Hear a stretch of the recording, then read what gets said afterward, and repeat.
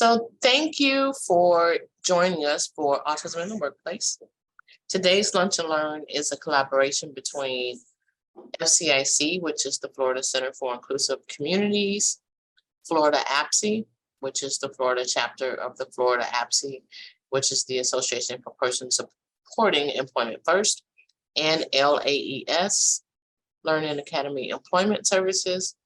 Our moderator today is Merrick, Egber. This event is hosted by FCIC Employment in collaboration, as I said, with FL-APSE, and featuring the Grow Group and the Learning Academy Employment Services. And Merrick Egber, who is also a FL-APSE board member and the administrative assistant at LAES for Autism Foundation, will be our moderator for this Lunch and Learn. So I will hate to correct Denise because she put together this Lunch and Learn, and she has worked very, very hard to put this together. But my current position is as a communications specialist for the LAES for Autism Foundation. Well, thank you. I will make that correction. He is the communications specialist for the LAES for Autism Foundation. He'll be our moderator.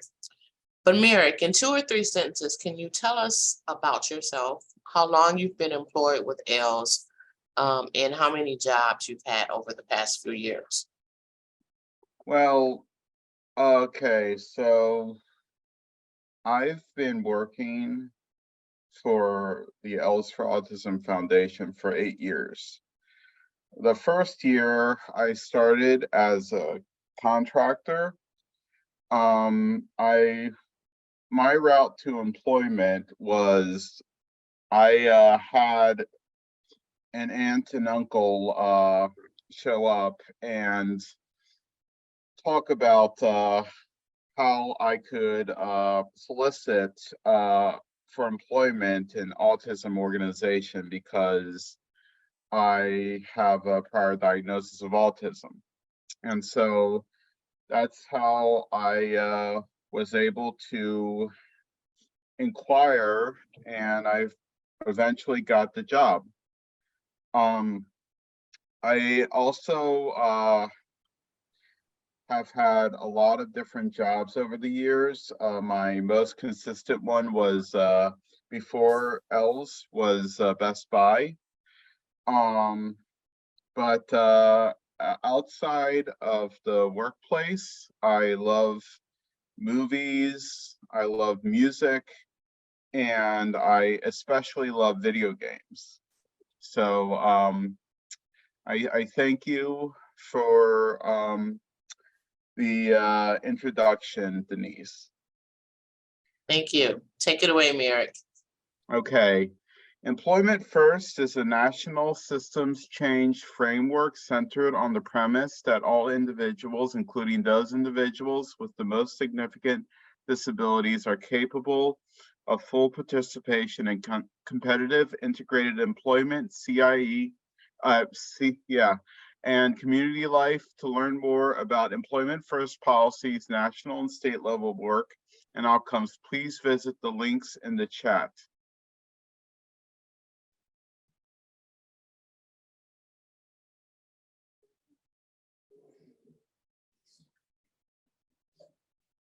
Would you want me to, okay, all right, I see.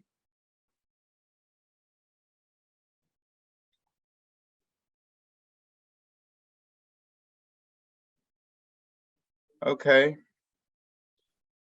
So now today we will spend the next 40 minutes talking to William McKinley.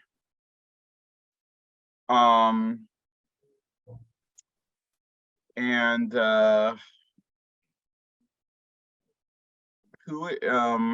Ricardo Polanco. Okay, Ricardo Polanco, and occasionally myself, who are all self-advocates with autism and employment specialists. Scott Fontechia of the Learning Academy Employment Services, and Devin O'Connor from the Grow Group about autism in the workplace. We'll answer questions provided by registrants and open for Q&A for live guests. So enjoy your lunch as we begin with question 1. Okay, so I'd like to address this to William McKinley. Please tell us your name and briefly what industry you're employed in and how long have you been there? All right, so I am my name is William McKinley. I work at USF as a research assistant. I 3D print and clean up models for use and research purposes. And I have a degree in history with a minor in anthropology. And I'm looking to get my master's degree in history. Anything else? How long have you been here? I've been here since November. 5 months. 5 months. Okay, great answer. Please share the type of assistance you received to obtain this job. So like how I got the job. Okay. And any assistance along the way. So with Scott, I applied for a job at USF, and instead of a traditional traditional job interview, they did a kind of like a specialized job interview where instead of sitting down and going over a resume, they walked me around and kind of quizzed me on the certain aspects of the job.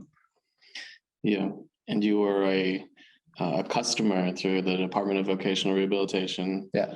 And then the Learning Academy were a vendor of employment services that we got to work together and do some of this, the career exploration and application portions of the job. Yeah. Yeah. Okay.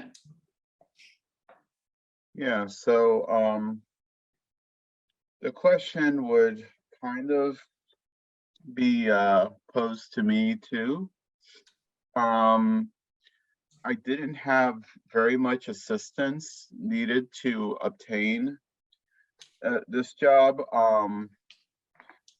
I actually, well, I would basically give interesting example of how I attained the last job that I was in, which had little to no assistance when it would come to getting the job that I had. In the time that I was wanting to be employed, there were these personality assessment tests. One of the organizers for those was Unicrew. And I kept on failing these personality assessment tests. They were like 50 questions, 10 pages, and there were a bunch of little tricks that I would have to know in order to maneuver. But for the first times, I thought that, you know, they wanted to get my full picture, or they wanted to know everything about me. So, and they wanted to see ways in which they could accommodate me too. So I answered everything honestly, and then I tried to answer everything in the way that I thought that they would think that I should answer, but I completely failed it. So I had my father take the test for me. He passed, and I was able to get the interview. Now, this story doesn't end here because the interview was a success, but they didn't follow up with me for a second interview. So my father and I came into the store, and my father asked the general manager a question about getting me the second interview. So I actually got a second and third interview, and I was hired there, and I worked for like 6.5 years at Best Buy.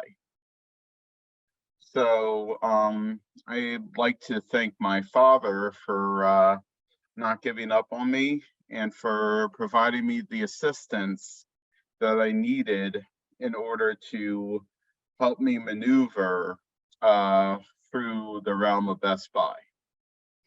And those personality assessments on applications these days, I think a frustrating aspect of that is that human eyes tend to never see them, right?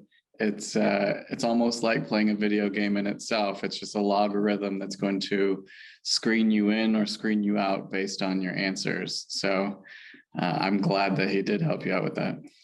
Yeah, and also, it's a fact that if I failed the personality assessment test, nobody would see my resume.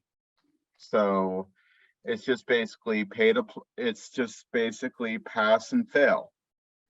And it's also, before it, I would have to like do all this like social security, all these different details and employment history and everything like that. So by the personality assessment test, I would feel very, very fatigued. And I also tried to actually apply for like a dog washer or whatever for PetSmart. And they also had a cognition test. And if you didn't answer it in the right time, in the right timing, then you would fail completely. So, along with the personality assessment test. So I just, these blues of mine, I actually wrote a lyric called Unicrew Blues about all this stuff. So yeah. And before this job, so in my field, I had to get experience. So I had about 2 or 3 internships, varying from working at a museum and digital collections, so digitizing their artifacts. I volunteered at a museum cataloging artifacts from Asia, the Ming Dynasty, all the way to modern Asia. And I also worked in a dinosaur museum.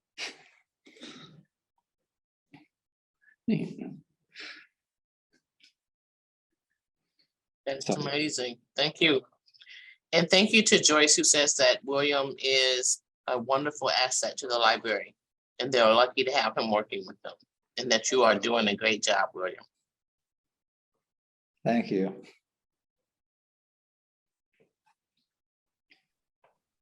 So Devin, Merrick, ask the next question of Scott and Carrie. She doesn't know it yet, and we may open it up to the group. So that will be question 3. Okay. So the next question I have is, what supports did you provide? Please provide accommodations, equipment, tools, strategies.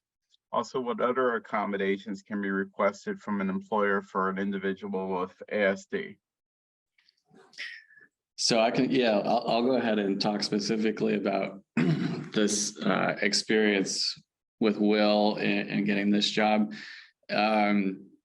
It was actually a lot of work over time, and what it really took was good experiences here on campus, networking, and then finding people here on campus where you can get that buy-in from leadership teams and folks that this is something that they actually want to do. And so a lot of relationship building, but then also knowing when you have, the right candidate who's going to be a really good fit and good asset, having that trust at these different organizations that you can say, hey, I think you should meet someone, and I think they could be a really good fit and be a valuable member of your team. And so it kind of starts off with those conversations, but then once you get those resumes, being able to set those things up and establish a routine of having maybe volunteers or interns, opportunities to tour job sites, reviewing resumes or doing those informational interviews. And so it kind of just worked out that Will had a fantastic background. He was really passionate in an area that matched up well here in the library. What's the department called? The digital?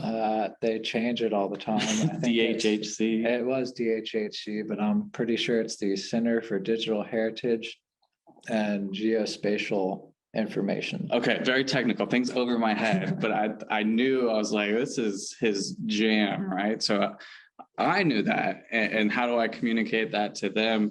And so kind of like Will had mentioned, traditional interviews aren't always the most successful route for folks on the spectrum. And so we took an approach, a collaborative approach to do more of an alternative interview, where we came in and had more of those casual meet and greets, touring the library, but built into those tours was, the typical kinds of questions that they would ask during an interview, but just presented in a different format, but also at the same time gauging his actual skills and abilities and what he'd need to do on the job, while also taking into account what's he actually interested in, what does he want to do, what are his goals.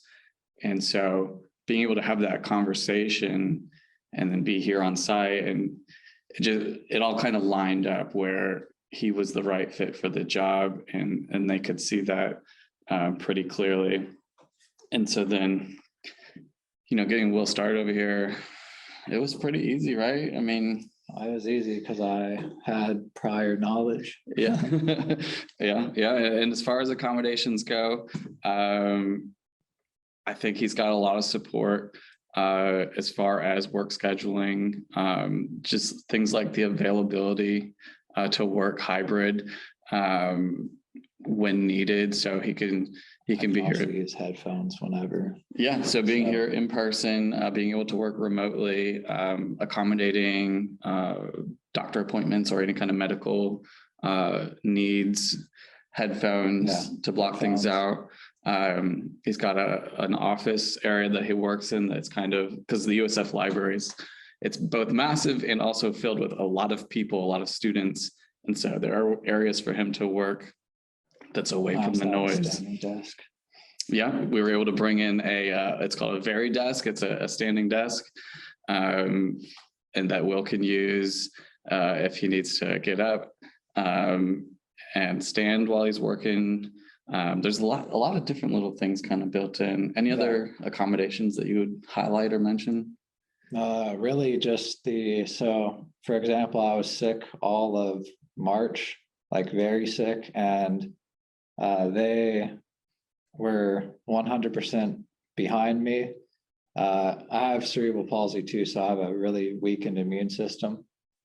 And I just like how they were able to, work with me, work with my doctors, appointments, just everything. I like the flexibility, and I really appreciate that. So just the flexibility, really. Yeah, and on my end, I think that works really well, especially with organizations that have these, these goals for more diverse employees or neurodiverse employees, or these targeted hiring kind of initiatives. Is they also ask a lot of good questions, and the folks at the library ask good questions.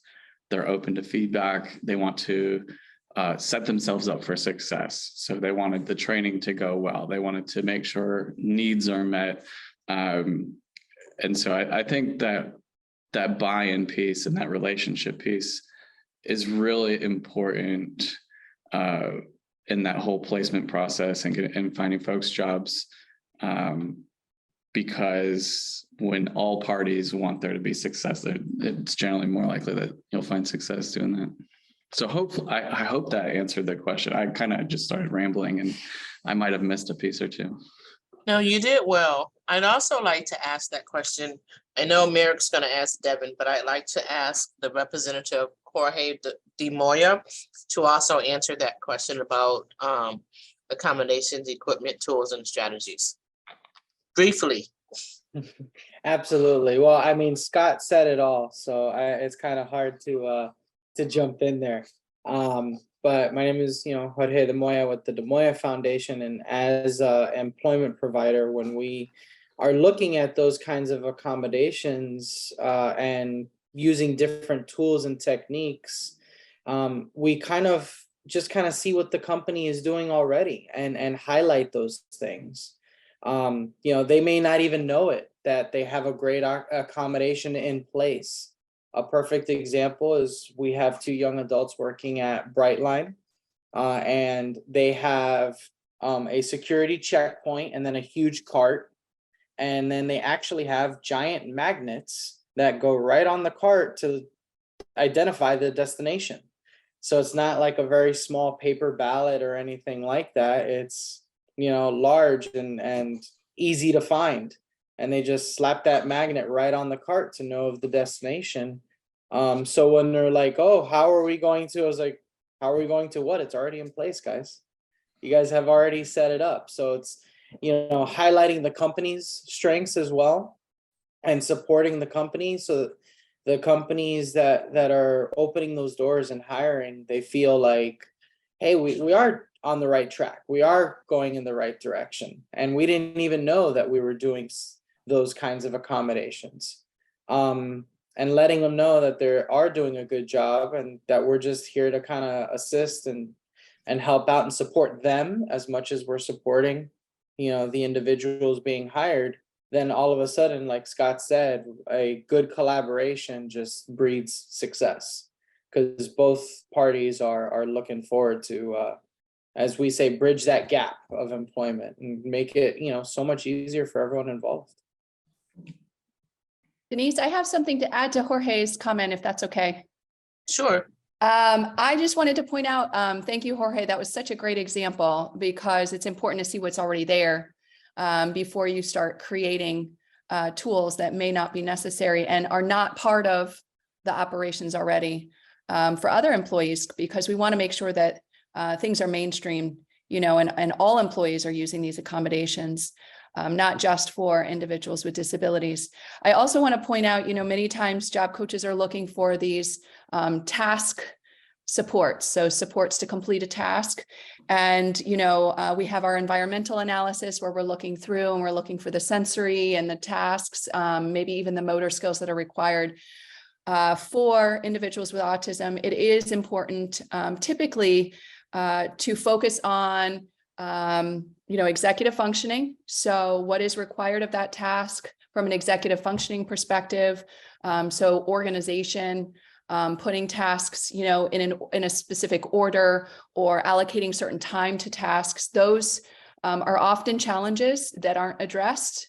And then workplace culture. Those are challenges that are often not addressed. So who shall that person report to? When should they ask questions? In what format should they reach out when they need help? Some of those things are not taught explicitly and need to be, that needs to be a discussion with the employer as to what the current workplace culture is, what the expectations are around handling those things so that the individual feels successful. And maybe that needs to be addressed within the company itself if they don't have those things outlined specifically, because it's very confusing when there's one expectation from manager A and then a different expectation from manager B. And we see that so often. So I just wanted to add those two things, executive functioning and workplace culture, in terms of the assessment up front and the supports that need to be put in place. I hate to interrupt, but I would want to actually give a compliment to the culture of my workplace for one factor. And Dr. Morse, who was just speaking, the president of FL-APSE, would kind of be familiar with this, but it's basically a simple concept, but it's a task analysis. And it served me quite well during my tenure here at the LAES for Autism Foundation. In fact, it influenced me so much that I have like a few templates for task analysis to help other people work their way through some of the difficult challenges that have to do with some of the programs that we have to deal with, like Central Reach. So I basically give a lot of thanks for the task analysis. I'm not sure how much of you know about the concept, but it's just basically step by step, but it's also pictures, it's illustrations, so that if you're a visual learner, you can basically compute the steps with the visuals, and it just basically, it's a win-win situation.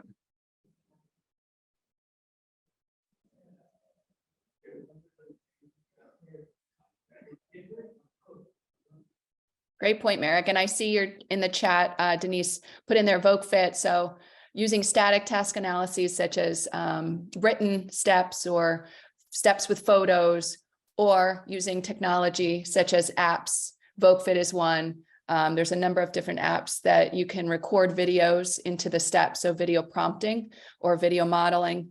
Those are all really great strategies for visual learners. That's a great point, Merrick. Thank you. Devin O'Connor, would you like to chime in on this question?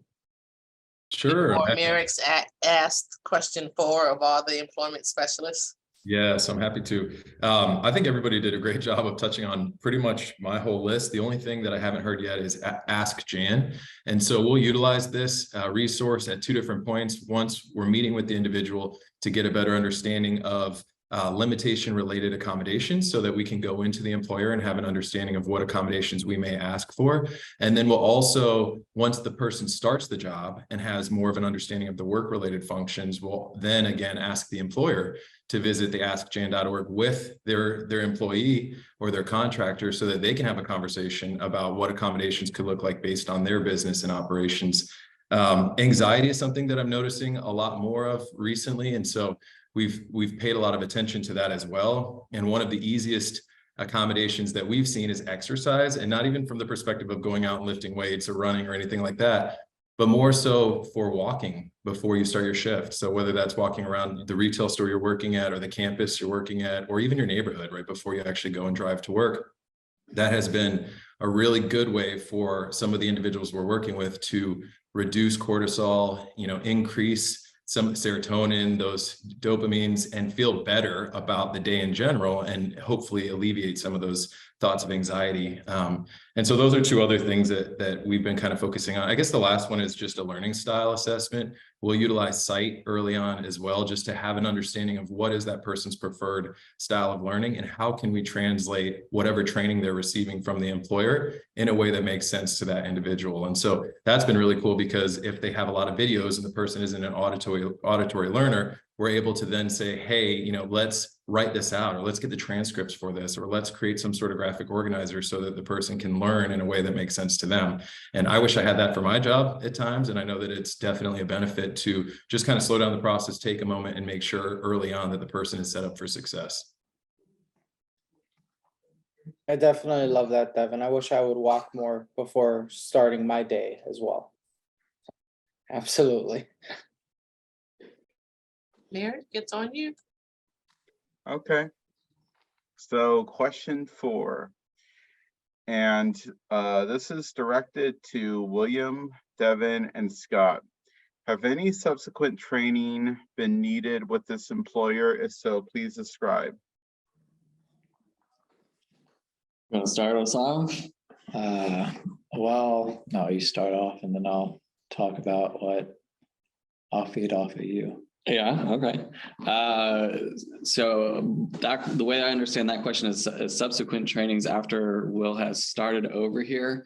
And I don't know that there's any specific subsequent training necessarily, but there's ongoing communication, ongoing like checking in, making sure things are going well. So I think for me, above all else, the communication part is really key.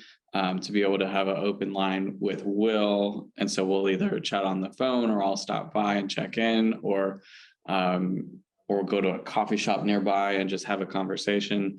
And same thing with the actual library themselves, where I'll have meetings with either supervisors or leadership and check in and see how are things going and be available to provide support. And I know there's times when they're looking for very specific feedback or training, and then I can pair up with folks over here to provide that.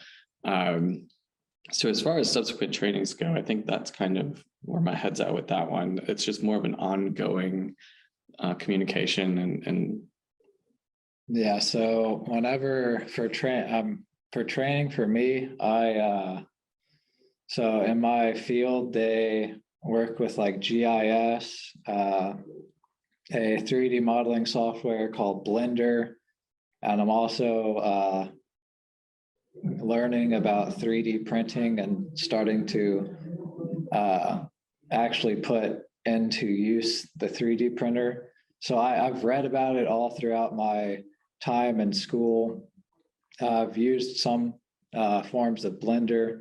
I've done some GIS, but with this job, it's more like they're training me to use GIS, training me to use Blender more efficiently and get more comfortable with the 3D model or cleaning up the 3D models, 3D printing, and we also use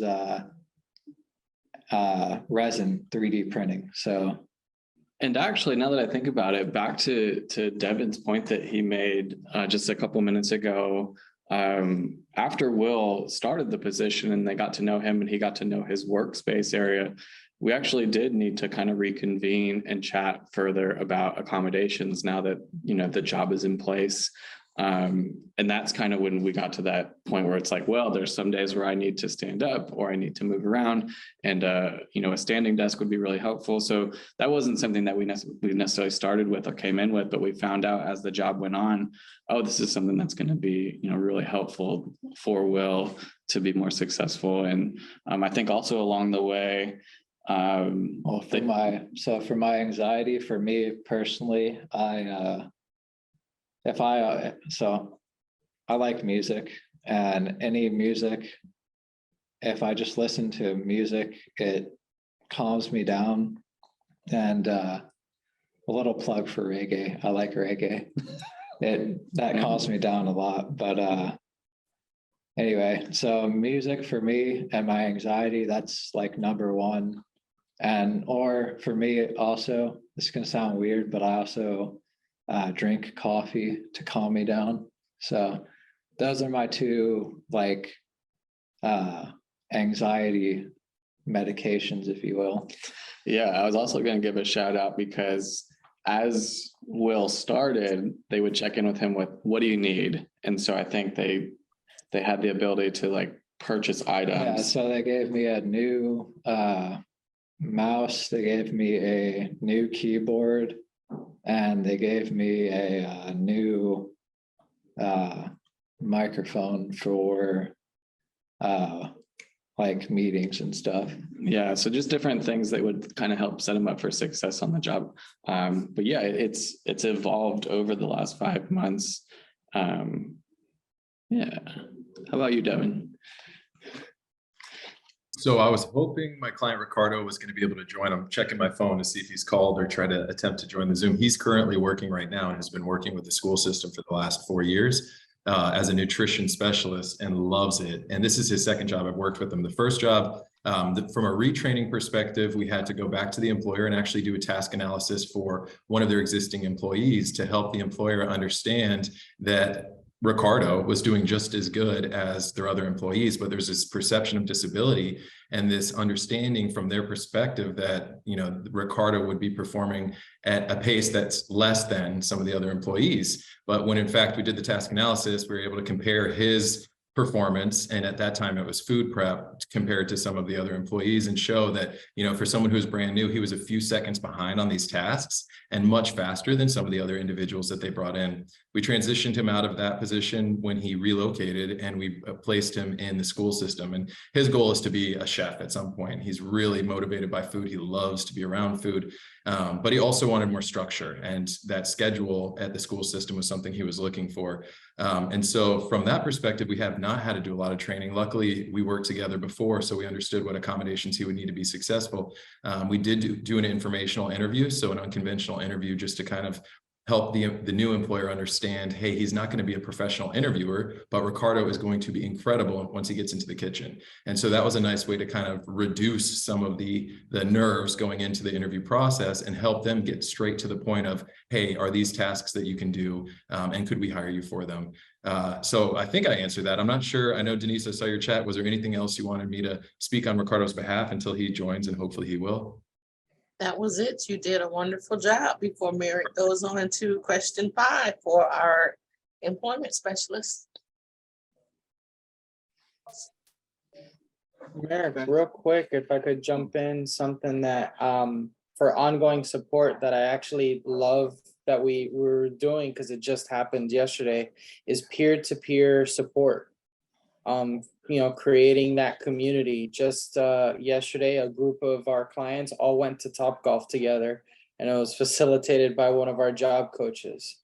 So the peer-to-peer support is always a lot of fun, and we encourage it.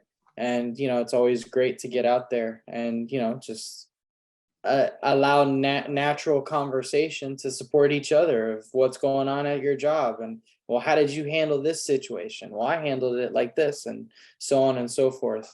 Something that I love to encourage throughout, you know, is some peer-to-peer support.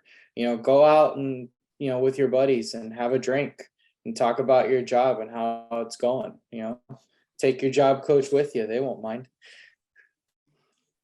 I feel like Actually, that's, yeah. Sorry for interrupting. But yeah, I think that okay, so I'm gonna say my spiel about support systems, but if you don't have a support system at work, then you probably should find somewhere else to work, because where I am, for example, I have a really good support system. We have my colleagues who I could call some of my friends, and I've had a close relationship with many of my colleagues in the past. It's important that you're not just associating with a coworker, or you're not just associating with someone who works with you, but someone who actually supports you, supports your efforts, supports whatever it is you want to do, because then the job satisfaction increases, and you actually feel like you're a team, or you're part of a team, instead of just basically just being an island. So on to, well, I just wanted to support Jorge's point about in a way about support systems. Before you move on to the next question, I just want to add one strategy and support. I had a gentleman who was trained to do a job by the most pessimistic person at that job site. So what ended up happening with my individual who had a great work history in human resources is that he hated the job and he hated every task that he did, because all he knew were the reasons why this was a stupid task. And he didn't know all the positive reasons why that was a good task and a needed task for that employer. So when you are finding a natural support at the job for a person on the autism spectrum, remember, they're very literal. So find a positive, optimistic, cheerful person to teach them to do the job, not the one in the corner that's sad, mad, and disgusted and wished it was Friday every single day. Thank you. And to teach them to do the job correctly and accurately, right? Because if you teach someone to cut corners or cheat the system or do it incorrectly, then that's also going to be what they do. And that's the first impression. That it could be the first job that they ever had, and that's the first impression. And if it's a bad impression or something like that, then you know, why show up to work every day? It's very, very important that we hold ourselves as first impressionists to people with ASD, because that may be the first job that they ever had.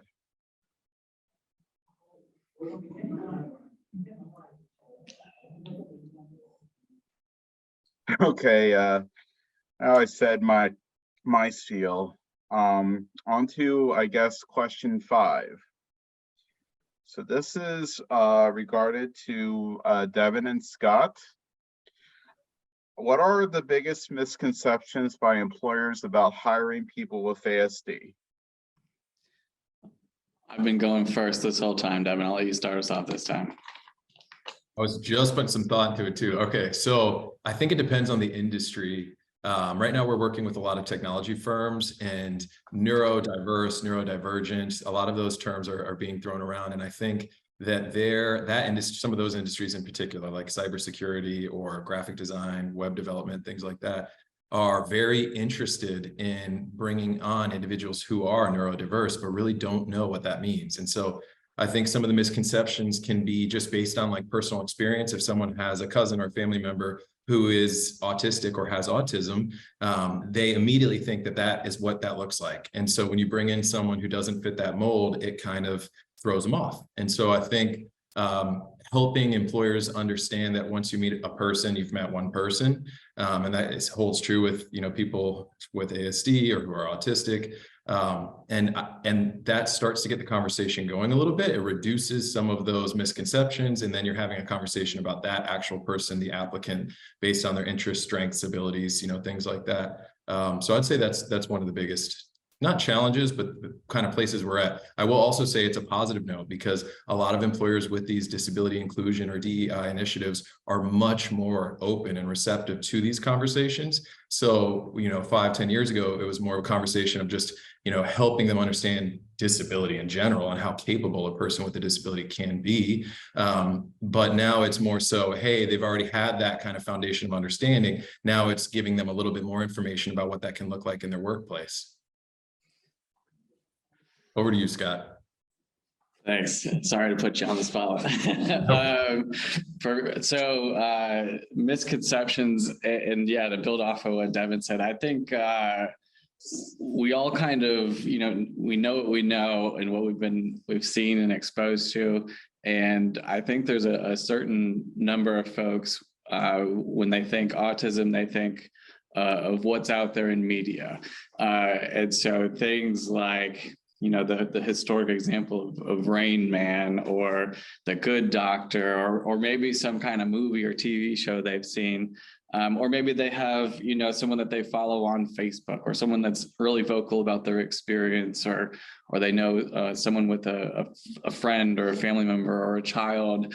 And so I think people bring in a lot of just naturally some misconceptions or stereotypes just because of what they have been exposed to so far. And so, yeah, like you said, with everyone being so uniquely different on the spectrum, it tends to challenge folks of what they were expecting.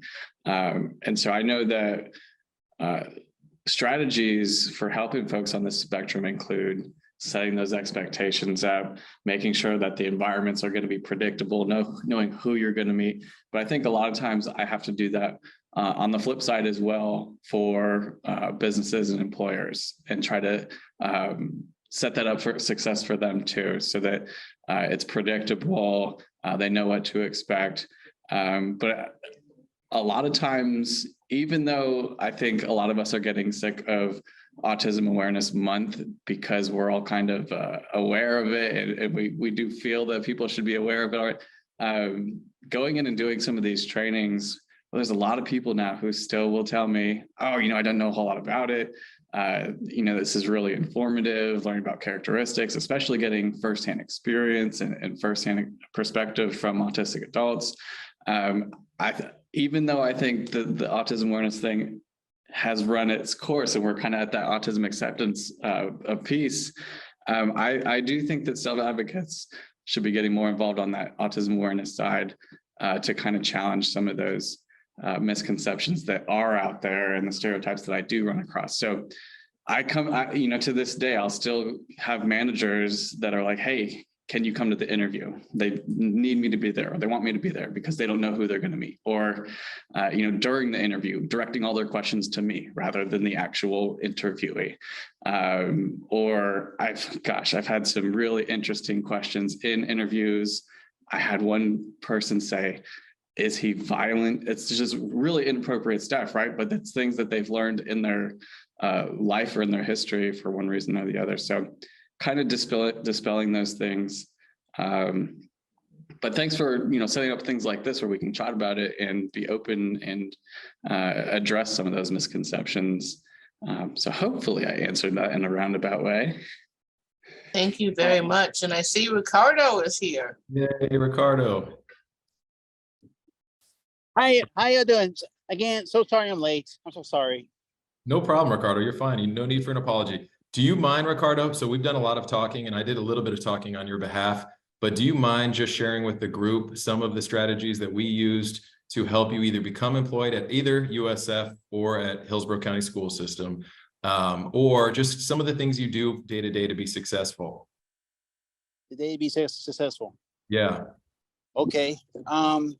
Well, I know I used to be employee. I'm a former employee of the USF for Rocket Highouts. And my strategy to be successful is to do not think too hard, just to keep working, keep focus, and don't let some let's say that do not let people say about you behind your back as an advantage. Just let it be, walk away, just focusing on you. So interpersonal communication. What about your notepad too? We were talking a little bit about that as well. Yes. Oh yes. I during training, I went to do mental health training, and every time you do training online, I use my notes just in case to keep it memorized of why I had to keep my focus. Mm-hmm. Was there anything else? Sorry, Ricardo, to put you on the spot now, but I just wanted to give you your few minutes. But was there anything else that we did? And I know it's been quite some time because we worked together years ago. So thanks for joining today. But was there anything else that we did that you felt like helped you either get a job or keep your jobs? I'm just gonna say to be honest, yes. To keep my job, and for a new job, I just want to be do not overwhelm. Keep self-control. Mm-hmm. Keep self-control. Just relax and just focus on work, focus on you, and don't compare it to others. Just focus on you.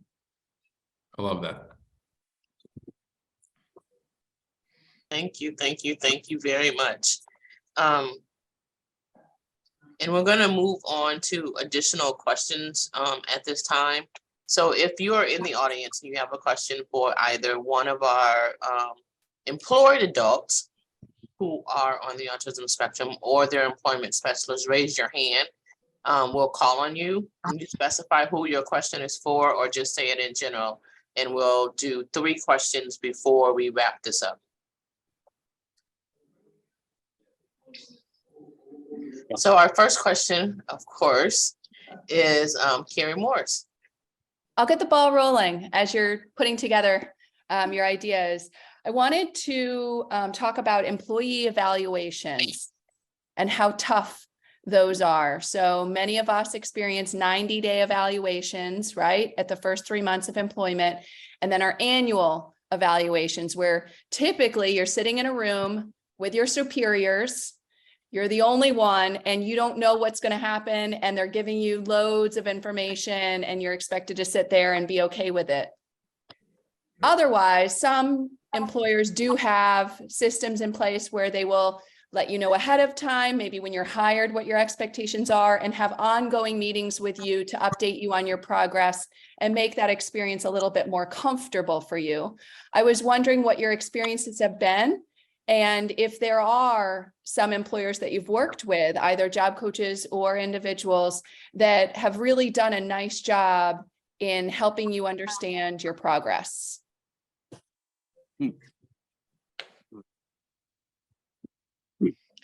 Is there anyone you would like to answer that first? Merrick, do you want to go first, or whoever? Yeah. Okay, so it's interesting about evaluations. I probably should get into it for May, because we're very, very close to May, which is Mental Health Awareness Month. But I feel like that when it comes to evaluations, and this is really as part of my agency, I actually grade myself a lot lower every single year than my boss evaluates me on.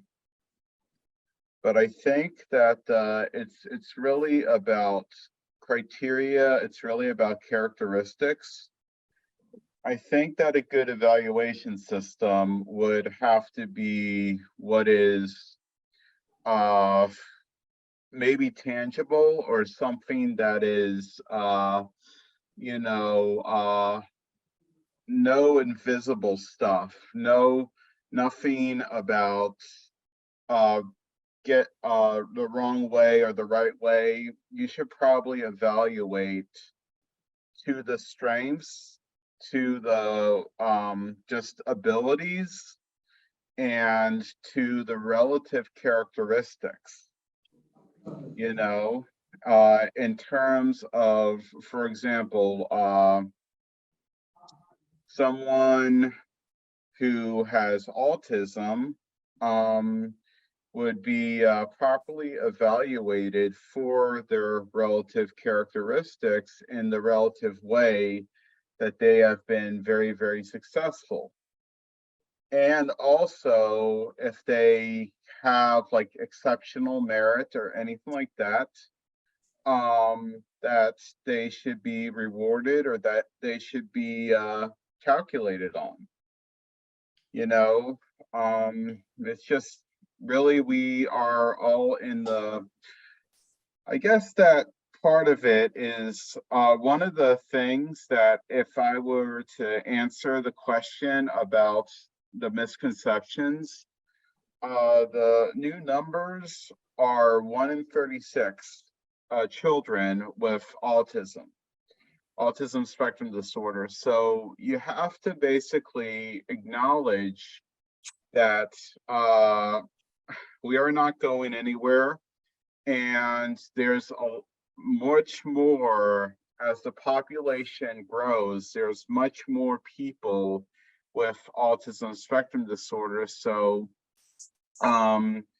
you would have to basically fine tune your evaluations to the things. And also one of the things that I remember is that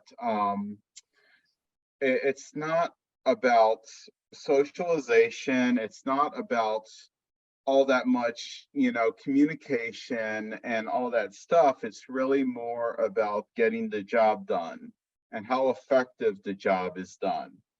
And that should be basically, that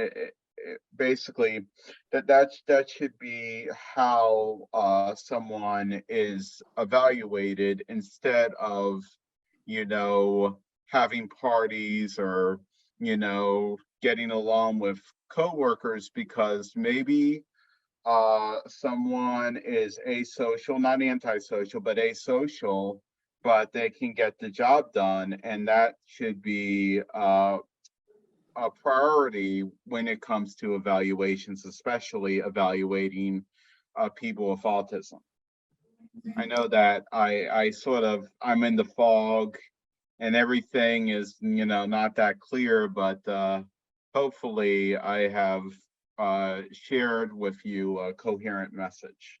To add to that really quick, Merrick, so one of the things we did with Ricardo, and Ricardo, I don't know if you remember this, but when you were working at University of South Florida, we would actually, as an accommodation, request more frequent evaluations, or at least touch points with the supervisors, so that we were connecting. When you first started, we connected at least monthly with the supervisor, and then we went out to quarterly, and then it was, I believe, either biannually or annually, but it was our opportunity to receive information. And the other thing we asked for is measurable information about what we could work on, so that we had a goal in sight, and that goal was clearly communicated. It wasn't just like Ricardo could, talk to more customers, or Ricardo could. It was like, no, how many customers would you like Ricardo to speak with? And what exactly should we be saying as part of our delivery of customer service? And so that really helped us, because then we could be really clear when Ricardo and I were meeting outside of work about what are some of our work related goals. Do you remember that, Ricardo? I know that job was probably like 6-7 years ago.